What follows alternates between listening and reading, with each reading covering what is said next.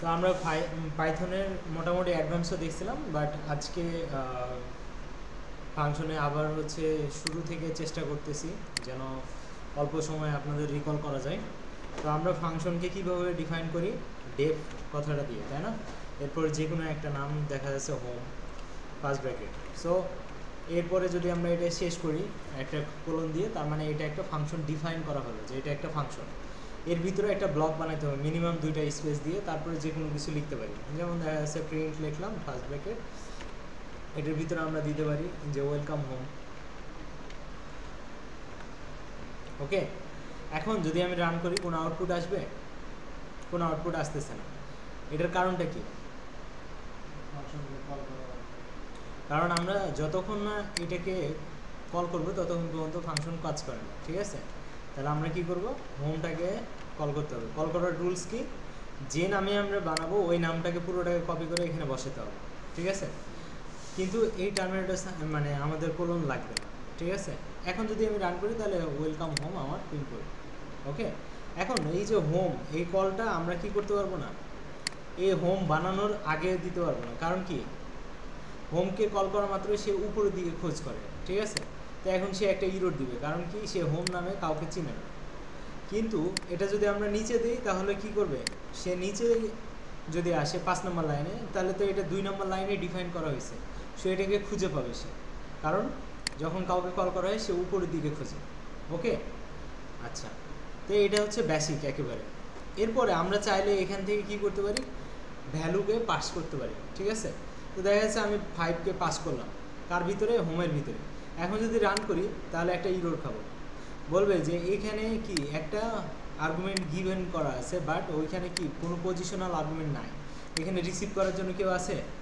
তাহলে এখান থেকে 5 পাঠাচ্ছি, বাট এখানে রিসিভ করার জন্য কি লাগবে, প্যারামিটার লিস্ট লাগবে, ঠিক আছে? তো এখানে যে কোনো একটা ভ্যারিয়েবল দিয়ে ওটাকে রিসিভ করতে হবে। তো আমরা হচ্ছে আই নামে একটা ভ্যারিয়েবল দিলাম, যেটা কি করবে, এই 5টাকে এখান থেকে রিসিভ করবে, ঠিক আছে? তো তাহলে সে এখন আর কোনো ইরোর দিল না, বাট এই আইটাকে আমি কোথাও কাজে লাগাইছি, আমি চাইলে এখানে কমা দিয়ে আই দিলে সে আইটাকে প্রিন্ট করে দেখাবে, ঠিক আছে? তার মানে আমি যে 5 দিছি, এই 5টা কে রিসিভ করছে, আই। তার মানে আয়ের ভ্যালু এখন কত, 5। 5 হওয়ার পরে আমরা যদি বলি ওয়েলকাম হোম 5, তাহলে সে আইটাকে প্রিন্ট করে দেবে, আয়ের মান 5, সো 5 আসবে। আমি যদি এখানে আয়ের মান 10 করে দিই, তাহলে সে এখানে কত রিসিভ করবে, 10, ঠিক আছে? আবার আমরা চাইলে এখানে কি করতে পারি, গুণ করে আরও হচ্ছে ওটাকে ডাবল করতে পারি, মানে স্কোয়ার করে দিতে পারি, ঠিক আছে? তো দেখা যাচ্ছে 100 হয়ে গেছে। তার মানে কি, তাহলে আমরা এখানে বলতে পারি দি স্কোয়ার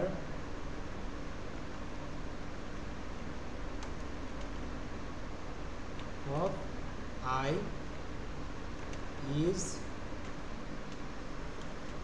তাহলে এটা ঠিক আছে না, আই ইন্টু আই। তাহলে আয়ের স্কোয়ার কি, এটা। এখন আমরা যদি চাই এটার এই আয়ের ভ্যালু এখানে প্রিন্ট করব, তাহলে কীভাবে করব, পসিবল? তাহলে আমাদেরকে এটাকে কি করতে হবে, সেকেন্ড ব্র্যাকেটে ভেঙে দিতে হবে। এটাতে কি করব, সেকেন্ড ব্র্যাকেট দিয়ে ঘিরে দিব, ঠিক আছে? তো সেকেন্ড ব্র্যাকেট দিয়ে শুধু ঘেরলেই হবে না, এখানে আমাকে কি করতে হবে, আবার একটা, সে আমাকে হুবহু ওইটা সহই দিচ্ছে। তার মানে আমাকে যদি এখানে এফ দেই, তাহলে সে এই যে আয়ের ভ্যালু যেটা সেটাকে প্রিন্ট করবে। এখন দেখেন এটার কালার চেঞ্জ হয়ে গেছে, তো এখন সে 10 দিতেছে, ঠিক আছে? তার মানে এফ একটা হচ্ছে কি, আমার ফাংশন, স্ট্রিং ফাংশন, যেটার মধ্যে যদি আপনি সেকেন্ড ব্র্যাকেটের ভিতরে কোনো একটা কিছু লেখেন, তাহলে ও সেটাকে ভ্যারিয়েবল হিসেবে কাউন্ট করে, ঠিক আছে? তাহলে এখন বলবে যে 10-এর স্কোয়ার কত, 100। আমি যদি এখানে বলি যে 7-এর স্কোয়ার কত, 49, তাহলে এখানে 7 আসবে আর এখানে 49 আসছে। তো তাহলে আমরা এখান থেকে কি যেটা পাঠাই সেটাকে নাম কি, আর্গুমেন্ট, তাই না? আর যে রিসিভ করে সে প্যারামিটার লিস্ট, ঠিক আছে? তাহলে প্যারামিটার লিস্ট কি করতেছে, এই ভ্যালুটাকে রিসিভ করতেছে। তাহলে এখানে যেটা দেবো সেটা ওইখানে রিসিভ হবে। এখন যদি আমি এখান থেকে মাল্টিপল ভ্যালু পাস করি, ধরো দেখা যাচ্ছে 7 এবং 10 দুটাকে পাস করলাম কমা দিয়ে, তাহলে কি এখান থেকে কয়টা ভ্যালু পাস হলো, আর্গুমেন্ট কয়টা, দুইটা দুইটা আর্গুমেন্ট পাস করতেছি, তাহলে এখানে রিসিভ করার পাত্র কয়টা? একটা। তাহলে কি সাপোর্ট করবে? কারণ আমি পাঠাচ্ছি দুইটা, রিসিভ করার জন্য আসে একজন, তাহলে হবে এখানে লাগবে কয়জন? দুইজন। তা আমরা আয়ের পরে যে কোনো একটা ভ্যারিয়েবল দিতে পারি, ধরেন ওয়াই দিলাম, তাহলে ওয়াইয়ের ভ্যালু কত হবে? এটাও একটা সমস্যা, 7 হবে না 10 হবে? আয়ের ভ্যালু কত হবে, তাই না? তো এই বাম দিক থেকে যা পাঠাবো ওখানেও বাম দিক থেকে তাই রিসিভ হবে, তাহলে 7 যাবে প্রথমেরটাতে, সেকেন্ডে যেহেতু 10 আসে তাহলে ওয়াইয়ের ভিতরে 10 যাবে। এখন যদি আমি কমা ওয়াই দিই, তাহলে ওয়াইয়ের ভ্যালুটাও আমরা প্রিন্ট করতে পারবো, ঠিক আছে? তাহলে 7 পাঠিয়েছি, 7 7 49 করছি, 7 কে 7 গুণ দিয়ে, আর ওয়াইয়ের ভ্যালুটা শুধু ওয়াই প্রিন্ট করছি। এখন যদি ওয়াইয়েরও স্কোয়ার চাই, তাহলে আমরা ওয়াই ইন্টু ওয়াই দিয়ে দিব, তাহলে কত হয়ে যাবে? 100। বুঝতে পারছি? তাহলে আমরা এগুলো যদি নাও লিখি তাও কি হবে, আমি আমার অ্যান্সার পাচ্ছি কিনা? 7 7 49 আর 100। এখন যদি আমি ট্রিপল করি তাহলে কি করবে? I into I into I, তাহলে কি হয়ে যাচ্ছে? কিউব হয়ে যাচ্ছে না? হচ্ছে তো? বুঝতে পারছি? তাহলে আমরা এখান থেকে যে কয়টা আর্গুমেন্ট পাঠাবো ওই কয়টা কি থাকতে হবে? ভ্যারিয়েবল থাকতে হবে।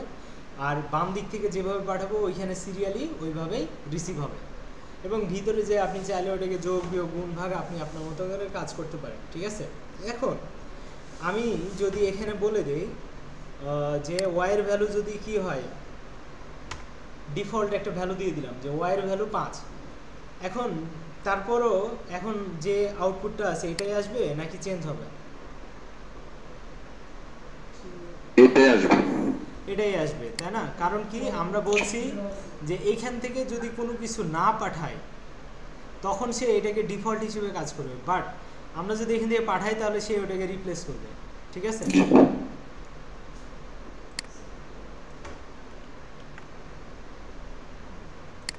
আমার মনে হয় নেট প্রবলেম।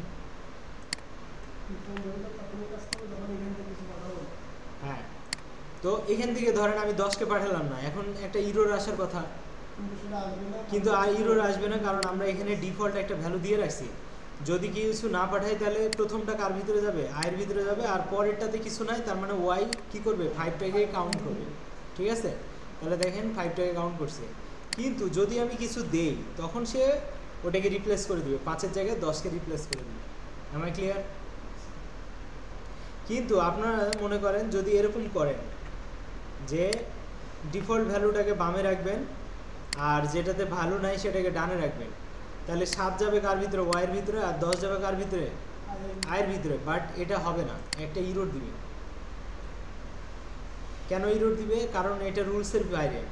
রুলস হচ্ছে যে আপনার যেগুলোতে ডিফল্ট ভ্যালু নাই সেগুলো আগে, আর যেগুলো ডিফল্ট ভ্যালু আছে সেগুলোকে পরে দিবেন, ঠিক আছে? এই জন্য আমরা আগেরটাকেই কী করব? কাউন্ট করব। এখন যদি রান করি তাহলে কোনো সমস্যা নেই, ঠিক আছে? এরপরে যদি আরও আমি ডিফল্ট ভ্যালু দিতে চাই, ধরেন x = 9, তাও হবে, কোনো সমস্যা নেই, আমাকে কোনো ইরোর দিবে না। আমি এখানে যদি 9কে প্রিন্ট করতে চাই x, তাও হবে। বুঝতে পারছি? আমি যদি চাই আমি আবার ভ্যালু পাঠাবো যে 4, তাহলে সে কী করবে? 9-এর জায়গায় 4কে রিপ্লেস করবে। এখানে সে বড় ছোটো দেখবে না যে কোনটা বড় কোনটা ছোটো, সে কী করবে? ডাইরেক্ট এটার জায়গায় ওটা রিপ্লেস করে দিবে। ক্লিয়ার? তো তাহলে এই ছিল আমাদের ডিফল্ট এবং ভ্যালু কি করতে পারছিলাম? পাস করার জন্য, ঠিক আছে? এখন আমাদের কাজ হচ্ছে স্টার ইউজ করা। স্টার মানে কি? আর্গুমেন্টস নিয়ে কাজ করা। ধরেন এখান থেকে 3টা আর্গুমেন্ট পাঠাইছি, তাহলে এখানে কয়জন থাকা লাগতেছে? 3 জন। আমি চাই যে একজনকে দিয়ে বাকিগুলো কাজ করব, তাহলে কি করব? আই এর ভিতরে যদি সব রাখতে চাই তাহলে কি করব? একটা স্টার দিয়ে দেবো। স্টার মানে কি? সে বুঝে যে এখানে জয়টাই ভ্যালু আসুক সবগুলা কি হবে? লিস্ট আকার আয়ের ভিতরে ঢুকে যাবে। লিস্ট তো আমরা করছি, লিস্টে কি হয়? আমার 0 নাম্বার ইন্ডেক্সে কত আছে? 7, 1 নাম্বার ইন্ডেক্সে কত? 10, 2 নাম্বার ইন্ডেক্সে কত? 4। তাহলে ওইভাবেই আয়ের ভিতরে চলে যাবে। এখন যদি আমি কি করি? শুধু আয় প্রিন্ট করি, তাহলে দেখবেন 7, 10, 4 চলে গেছে, আসছে। কিন্তু এখানে আমি কি একটা একটা করে ভ্যালু পাচ্ছি? সব একসাথে। তাহলে আমি কি করব? একটা লুপ চালাই। লুপ চালালে না সবগুলো একটা একটা করে ধরতে পারবো। তাহলে বলবো ফর আই ইন কার ভিতরে? সরি ফর যে কোনো একটা ভ্যারিয়েবল ধরেন এ ইন আই, তাহলে আয়ের ভিতরে সব আছে, তাহলে আমরা বলবো প্রিন্ট কত এ।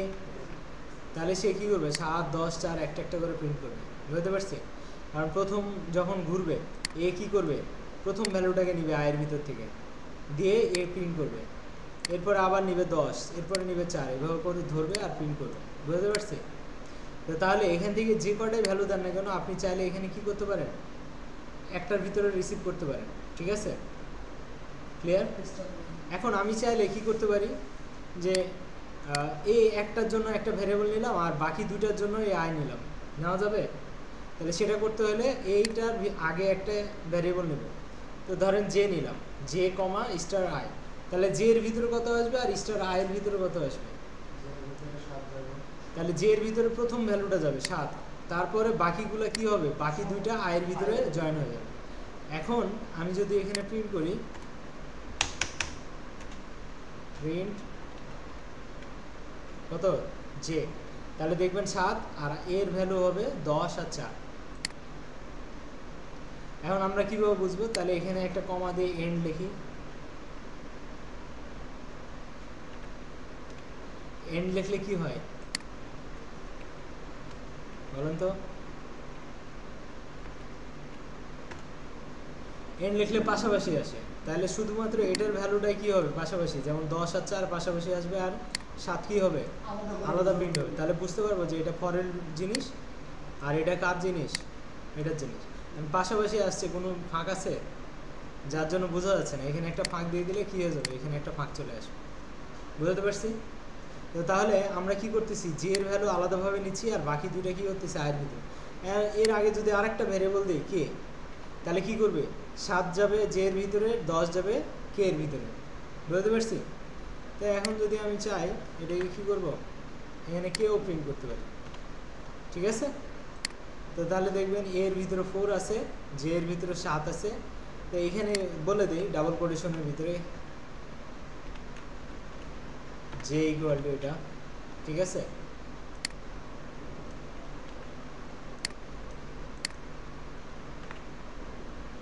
এখানে তাহলে কে ইকুয়াল টু, তাই না? আর এখানে কি দিব, এ ইকুয়াল টু, তাহলে এখানে যেটা ভ্যালু আসবে সেটা এখানে, আর যেটা এখানে ভ্যালু হবে সেটা এখানে, দেখছেন? এখন যদি আমি এখানে আরেকটা ভ্যারিয়েবল দিই, ধরেন এল, ঠিক আছে? তাহলে সে কি করবে, আমি এলকে আলাদাভাবে প্রিন্ট করি এল, এখন এর ভ্যালু কি কিছু আসবে, কারণ 7 যাচ্ছে জে এর ভিতরে, 10 যাচ্ছে কে এর ভিতরে, 4 যাচ্ছে এল এর ভিতরে, স্টার আয়ের ভিতরে কোনো যাচ্ছে কিছু, তাহলে কি একটা ইরোর আসবে, কিন্তু ইরোর আসবে না। দেখেন জে এর ভিতরে 7 যাচ্ছে, কে এর ভিতরে 10 যাচ্ছে, আইএল এর ভিতরে 4 যাচ্ছে, বাট এর ভিতরে কিছু যাচ্ছে না, কিন্তু তারপরে সে ইরোর দিবে না, কারণ কি এটা একটা এক্সট্রা ভ্যারিয়েবল, এটার ভিতরে কোনো ভ্যালু গেলেও সমস্যা নেই, না গেলেও সমস্যা নেই। ক্লিয়ার? স্টার দেওয়ার কারণে কোনো কিছু যায় আসে না, সে কি করতে পারে অতিরিক্ত জিনিস নিতে পারে, আবার কিছু না দিলেও কোনো সমস্যা নেই, সে কিছু বলবে না, ঠিক আছে?